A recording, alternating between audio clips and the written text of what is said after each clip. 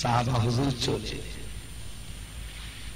আল্লাহ রসুলের কাছে এসে আম্মা জান আয়েশা সিদ্দিকার সংসারের কথা এসে শোনালেন।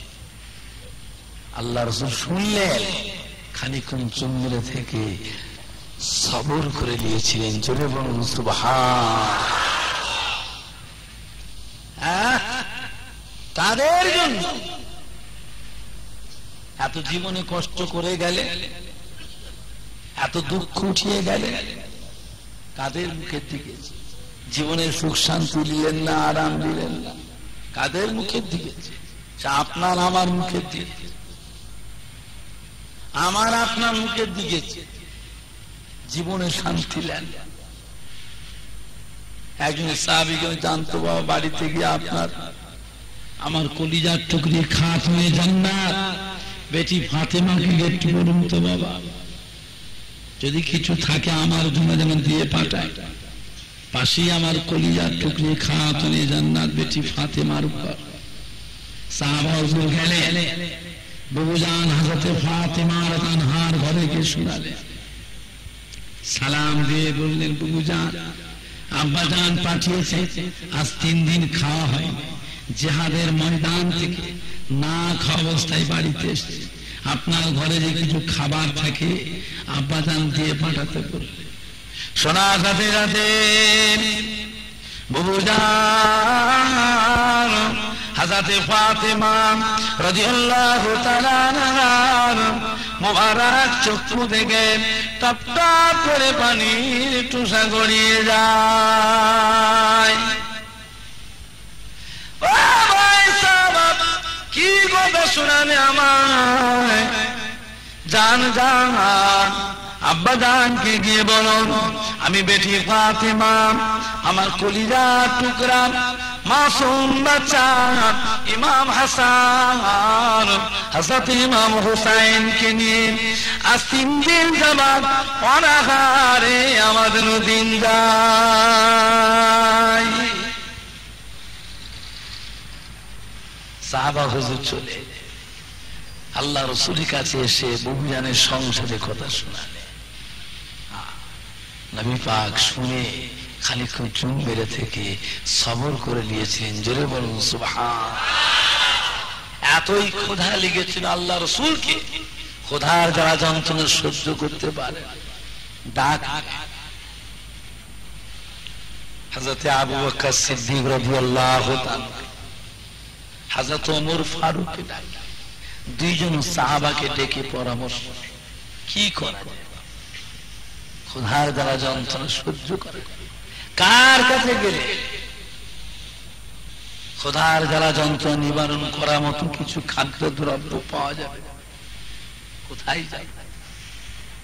আল্লাহ নবী বলে, বাবা পাশেই আমার একটা ধনী সাহাবা আছে, হযরতে আবু আইয়ুব আনসারী রাদিয়াল্লাহু তাআলা আনহু, চলো বাবা যাই। আমার আবু আইয়ুব আনসারী বাড়ি যদি কিছু পাওয়া যায়, ক্ষুধার জ্বালা নিবারণ করার মতো কিছু খাদ্য দ্রব্য পাওয়া যায়। 2 জন সাহাবাকে নিয়ে চলে গেলেন। হযরতে আবু আইয়ুব আনসারী রাদিয়াল্লাহু তাআলা আনহুর বাড়ি দরজায় ডাকলেন, আবু আইয়ুব আনসারী কোথায় গেলেন বাবা?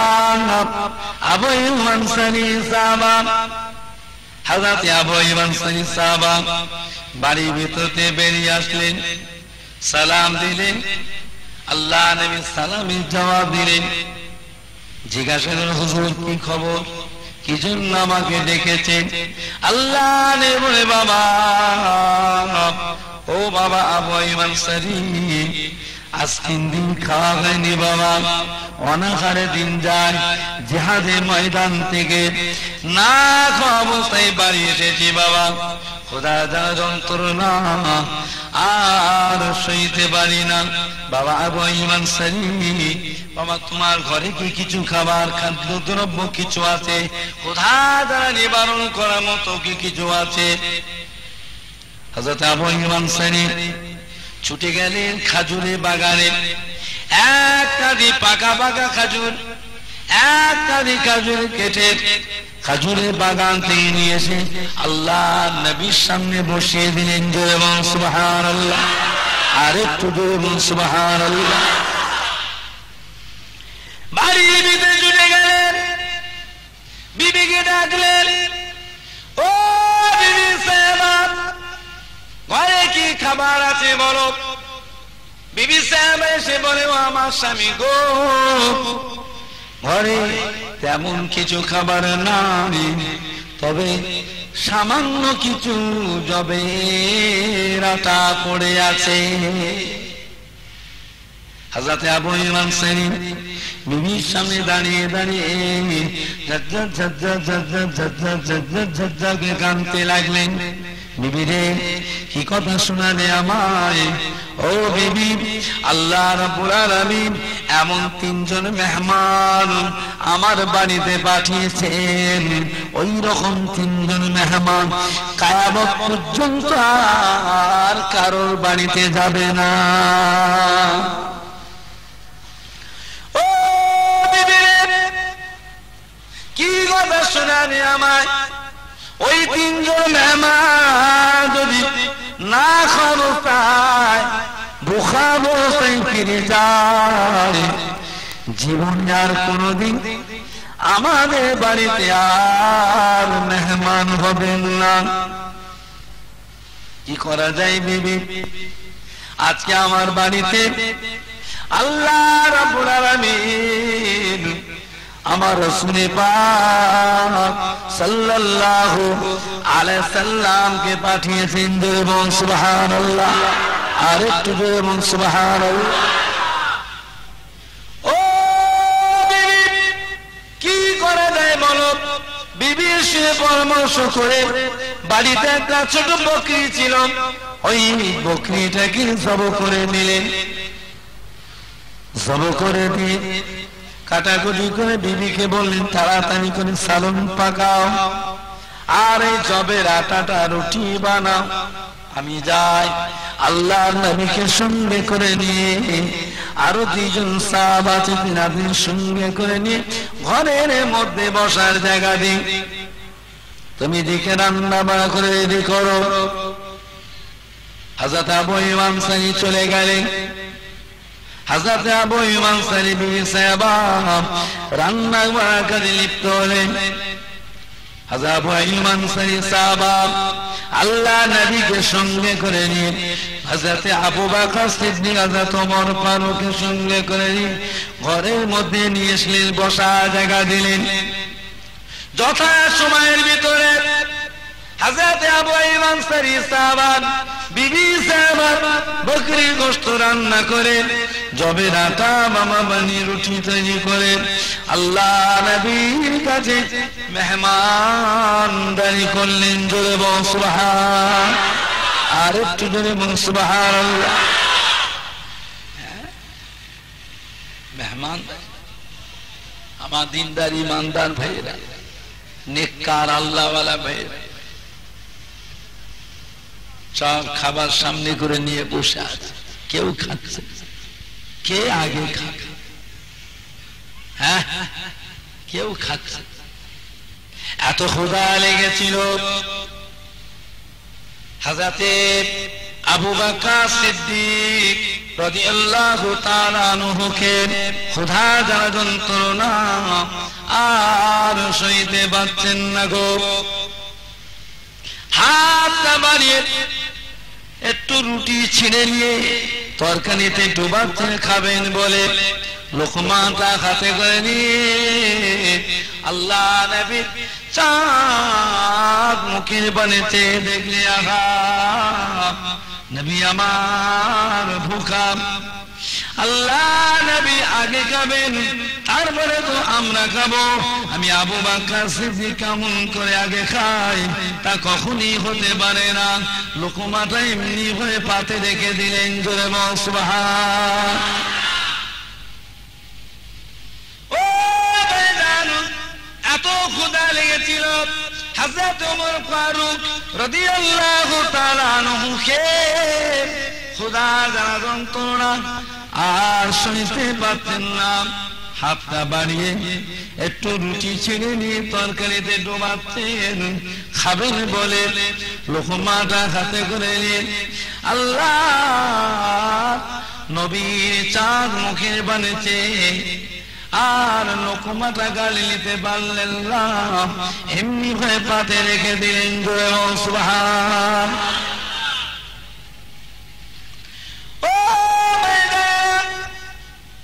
এত ক্ষুধা লেগেছিল আমার আপনার নবী, দয়ার নবীকে ক্ষুধার যন্ত্রণা আর সইতে পারছেন না গো।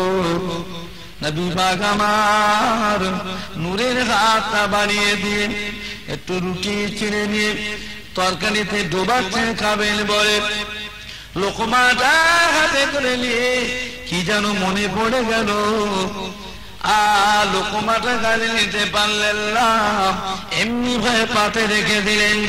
সুবহানাল্লাহ।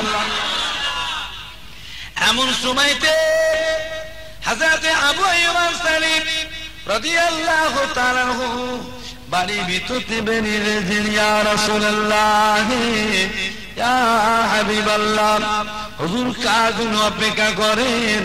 হুজুর আপনি খাওয়া শুরু করুন, হুজুর আপনি খেতে থাকুন। আল্লাহ নবী খাচ্ছেন না। হযরত আবু আইয়ুব আনসারী বলে, ইয়া রাসূলুল্লাহ, ইয়া হাবিবাল্লাহ, আমি আবু আইয়ুব আনসারী সকালে নাস্তা করেছি হুজুর, হুজুর আপনি খান, আপনার খাওয়া হয় না, হুজুর আপনি খেতে থাকুন। আল্লাহ নবী খাচ্ছেন না। হযরত আবু আইয়ুব আনসারী বলে, ইয়া রাসূলুল্লাহ, ইয়া হাবিবাল্লাহ, হুজুর কার জন্য অপেক্ষা করেন? আমার বিবি বাচ্চাদের জন্য। না না, তারা সকালে নাস্তা করেছে হুজুর, হুজুর আপনি খেতে থাকুন। আল্লাহ নবী খাচ্ছেন না। এমন সে দেখতে পাওয়া যায় আল্লাহ নবীর নূরের চক্ষু দিয়ে পানির তুষা গড়িয়ে যায়। হযরত আবু আইয়ুব আনসারী রাদিয়াল্লাহু তাআলা আনহু বলেন, ইয়া রাসূলুল্লাহ, ইয়া হাবিবাল্লাহ, বেয়াদবি মাফ করুন, হুজুর আপনি খান, হুজুর আপনি খাবেন না, হুজুর আপনি খেতে থাকুন, হুজুর আপনি খাওয়া শুরু করুন, হুজুর বেয়াদবি মাফ করুন। আমি আবু আইয়ুব আনসারী, আমার বাড়ির খানা, হুজুর আপনি খেতে থাকুন, হুজুর আপনি খাওয়া শুরু করুন। এমন সময়তে আল্লাহ বলেছে, ও বাবা আবু আইয়ুব আনসারী সাহাবা, আমার বাড়িতে বোকা কলিজা টুকরি খাতুনে জান্নাত বেটি ফাতেমা, আমার ইমাম হাসান হুসাইন অনাহারে দিন যায়। আমি রাসূল পাক সাল্লাল্লাহু আলাইহি ওয়াসাল্লাম তাদেরকে পেলে কেমন করে খানা খায়। ও আবু আইয়ুব আনসারী, জান জান, এই খানা নিয়ে যান, আমার বেটি ফাতেমা রাদিয়াল্লাহু তাআলা আনহাকে তাকে নিয়ে দিয়ে খাওয়ান, আমার ইমাম হাসান হযরত ইমাম হুসাইনকে নিয়ে দিয়ে খাওয়ান। তারপরেতে আমি রাসূলুল্লাহ আমার সাহাবায়ে কেরামদের নিয়ে খানা খাবো। জোরে বলুন না সুবহান, জোরে বলুন সুবহানাল্লাহ। দুরুশি আল্লাহুম্মা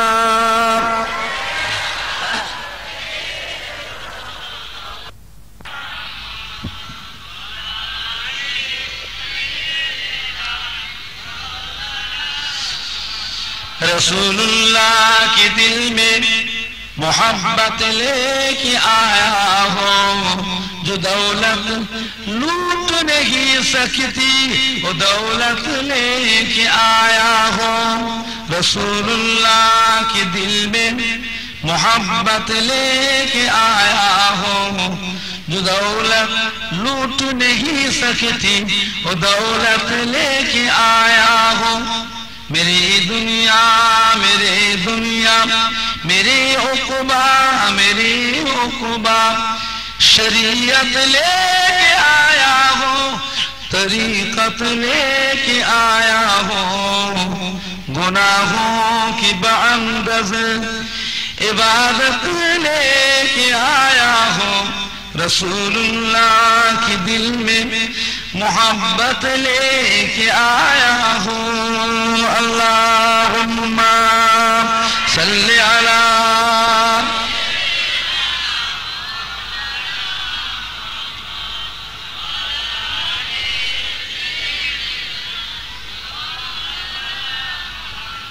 আমার দিনদার ইমানদার ভাইরা, নেককার আল্লাহওয়ালা ভাইরা, জওয়ান যুবকেরা, আমার মুরব্বিয়ান, আল্লাহ পাক আপনাকে আমাকে কত সুখ শান্তি দিয়েছে, কত ধন দৌলত আল্লাহ সম্পদ দিয়েছে, মাল পেয়ে, সম্পদ পেয়ে, ধন পেয়ে, দৌলত পেয়ে আল্লাহ আল্লাহ রসুলের কথা যেন ভুলে যাবেন না। আল্লাহ আল্লাহ রসুলকে নিজের ইয়াদের মধ্যে রাখা।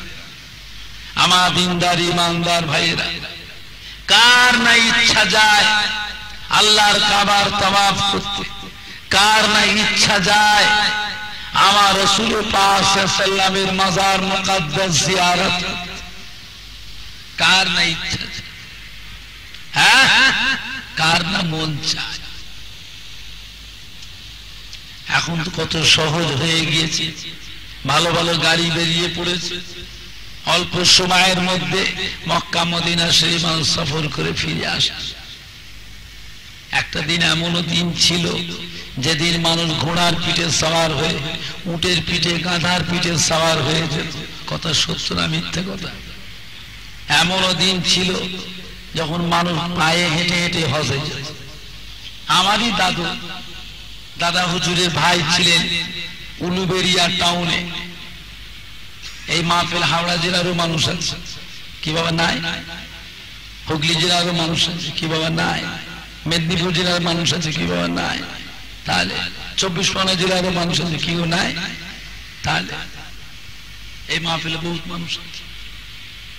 হাওড়া জেলার উলুবেড়িয়া টাউনে শুয়ে আছে আমার দাদুজির ভাই হযরতে হাজী ইসহাক সাহেব রহমাতুল্লাহ আলাইহি। জবরদস্ত আল্লাহর ওলি ছিলেন, যিনি পায়ে হেঁটে হেঁটে 7 বার হজ করেছিলেন। জোরে বলুন সুবহান। আল্লাহ রাসূলের দরবারে যান যেতেন, হুজুরের দরবারে যে হাজির হতেন, দরবারে গিয়ে সালাম দিতেন, নিজে কানে আল্লাহ রাসূলের সালামের জবাব শুনতে পেতেন। জোরে বলুন সুবহান। চামড়ার চোখে আল্লাহ রাসূলের দিদার নসিব হয়ে যেত। জোরে বলুন সুবহান। বুঝতে পেরেছেন? আশিকে রাসূল ছিল, ফানাফি রাসূল ছিল, ফানাফিল্লাহ ছিল। আমার দিনদার ইমানদার ভাইয়েরা, একদল মানুষ হজ করতে যাচ্ছে, আল্লাহর কাবার হজ করতে যাবে। সব দলে দলে গিয়ে যোগদান করেছে কুফার শহরে। কুফার শহরে গিয়ে পৌঁছালে, কুফার শহরে গিয়ে সব কেনাকাটা করছে, বুঝেছেন না? সব কেনাকাটা করছে। আর এমনই দূর দেশ, যে দেশে যেতে গেলে আপনার কাফনটা পর্যন্ত আপনার বেঁধে নিয়ে যেতে হয়।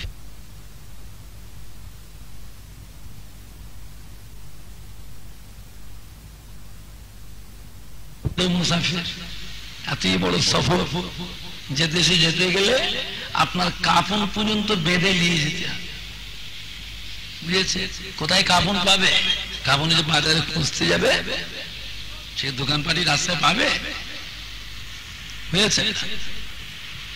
সব দলে দলে গিয়ে কুফার শহরে গিয়ে সব কেনাকাটা করে, যা কিছু দরকার। হজ যাত্রীদের ভিতরে এক ব্যক্তি ছিলেন রবি বিন সুলাইমান। তিনি বাজারের পাশে চেয়ে দেখছেন একটি মেয়ে ছেলে বোরকা পরিণত অবস্থায় টুকটুক করে হেঁটে হেঁটে এসে কুফার শহরের পাশে একটা মরা দুম্বা পড়েছে, ওই দুম্বার কাছে সে চুপ করে বসে বসে, মরা দুম্বার কাছে বসে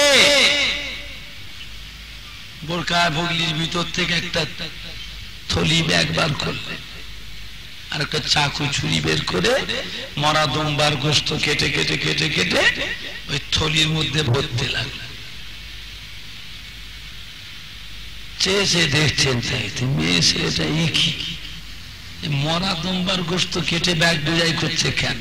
কি করবে? মেয়েটা কি 2 নম্বরই মেয়ে ছেলে? বাড়ি বাড়ি পাড়ায় পাড়ায় নিয়ে যে নুকে নুকে বিক্রি করবে নাকি? লোককে মরা দম্বার গোস্ত খাওয়াবে? চিন্তা করছে, গিয়ে ধরি আবার না, দেখে তো মনে হয় না, মেয়েটা তো দেখে মনে হচ্ছে পর্দানিশী না মেয়ে ছেলে, শরীফ খানদানের মেয়ে ছেলে, বোরখা পরিণত অবস্থায়, তবে বোরখাটা ছিঁড়া ফাটা, তালি দেওয়া, সেলাই করা বোরখা। কি ব্যাপার, দেখি কি করে। দম্বার গোস্ত কেটে ব্যাগটা বোঝাই করে নিয়ে আস্তে আস্তে উঠলো, চাকচুরিটা মুড়ে নিয়ে ব্যাগের ভিতরে রেখে ব্যাগটা হাতে করলে বোরখার ভিতর চাপা দিয়ে টুকটুক টুকটুক করে মরুভূমির উপর দিয়ে হেঁটে হেঁটে চলে যাচ্ছে। রবি বিন সুলাইমান পিছনে ফলো করলেন, দেখি কোথায় যায়, কি করে দেখতে হবে, কোথায় যায়। মরুভূমির উপর দিয়ে গিয়ে দেখে একটা ভাঙা চোরা জীর্ণ শীর্ণ কুঠির ধারে গিয়ে দরজার কাছে গিয়ে বালাটা লাড়া দিচ্ছে। 4টে বাচ্চা বাচ্চা মেয়ে ছেলে ঘরের ভিতর থেকে কাঁদতে কাঁদতে বেরিয়ে চলে এলো। কেউ হাত ধরে, কেউ আঁচল ধরে, কেউ বোরখা ধরে, কেউ ব্যাগটা ধরে, টেনে টেনে নিয়ে মাকে টেনে টেনে ঘরের ভিতর নিয়ে চলে গেল। দরজাটা বন্ধ করে দিল। রবি বিন সুলাইমানের যে পৌঁছাতে একটু দেরি হয়েছে, তখন দরজা বন্ধ হয়ে গেছে। দরজার কাছে গিয়ে ডাকতে লাগলো, মেয়ে ছেলে, ও আল্লাহর নেক বান্দি, কে মা? চিনতে পারি না মা, আপনি কে গো, একবার আমায় পরিচয় দেন। ও আল্লাহর নেক বান্দি, আপনি মরা দম্বার গোস্ত কুফার শহর নিয়ে আসলেন কেন? মরা দম্বার গোস্ত কি হবে? এই গোস্ত আপনি কি করবেন মা, একবার বলুন। এমন সময়তে ঘরের ভিতর থেকে কান্নার আওয়াজ পাওয়া যায়। মেয়েটা কেঁদে কেঁদে বলে, বাবা, ও আল্লাহর নেক বান্দা, আমরা হলাম, আমি একজন গরিব মেয়ে ছেলে, বেওয়া মেয়ে ছেলে, আমার স্বামী কোন এক জিহাদের ময়দানে গিয়ে জিহাদ করে কুরবান হয়ে শহীদ হয়ে মারা যায়। 4টি বাচ্চা রেখে গিয়েছে, ঘরে যা গিয়েছিল টাকা পয়সা করি সব ফুরিয়ে গিয়েছে বাবা। বাচ্চাগুলো আজ কয়েকদিন খাওয়া হয় না, খোদা নাই, বাচ্চাগুলি কাঁদে, আমি মা হয়ে বাচ্চাদের কান্না সহ্য করতে পারি না। ও নেক বান্দা, শুনে রাখুন, আমরা আমার আওলাদে রাসূল, রাসূলের বংশধর, আমাদের জন্য যাকাত, ফিতরা, সাদকা, খায়রাত, কুরবানি, খালির পয়সা আমার জন্য খাওয়া চলে না, ভিক্ষা করাও চলে না। কি করি বাবা, মা হয়ে বাচ্চাদের কান্না সহ্য করতে পারি না। সেজন্য ঘর থেকে বেরিয়েছিলাম, কোথায় কি পাওয়া যায় দেখি। কোন জায়গায় কিছু না পেয়ে কুফার শহরের পাশে গিয়ে দেখি মরা একটা দম্বা পড়ে আছে। তাই দেখে আমি ঘরে এসে থলি ব্যাগ আর চাকু চুরি নিয়ে গিয়ে ওই মরা দম্বার গোস্ত কেটে ব্যাগে করে নিয়ে এসেছি। এখন আমি ঘরে মরা দম্বার গোস্ত চুলা জ্বালিয়ে নুন দিয়ে গোস্তটা সেদ্ধ করে আমার এতিম বাচ্চাদের খাওয়াবো। আল্লাহর নেক বান্দা রবি বিন সুলাইমান ওই সময় বলেছে, ও মেয়ে ছেলে, ও আল্লাহর নেক বান্দি, খবরদার খবরদার খবরদার, এতিম বাচ্চাদের মরা দম্বার গোস্ত খাওয়াবেন না।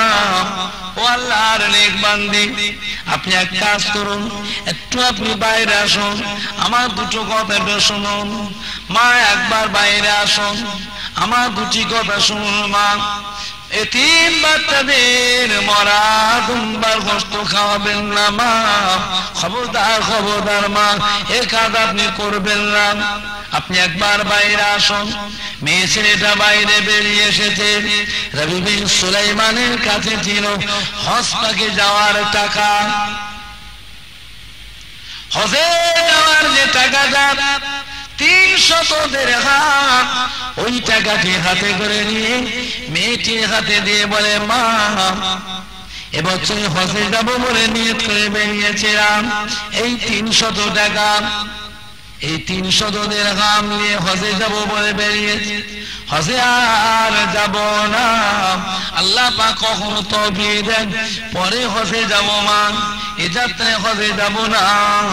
মরা দুম্বার গোশত এতিম বাচ্চাদের খাওয়াবেন না মা, ওদের ভরণ পোষণের জন্য, খরপোশের জন্য এই হজ পাকের টাকাটা আল্লাহর রাস্তায় আপনার হাতে দান করে দিলাম।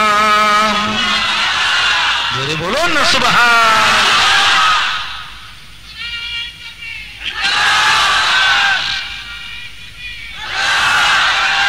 আমার দিনদার ইমানদার ভাই, নেককার আল্লাহওয়ালা ভাই, ঝরঝর করে কাঁদতেছে, কি করা যায়? মেয়ে ছেলে কোথায় যাবে?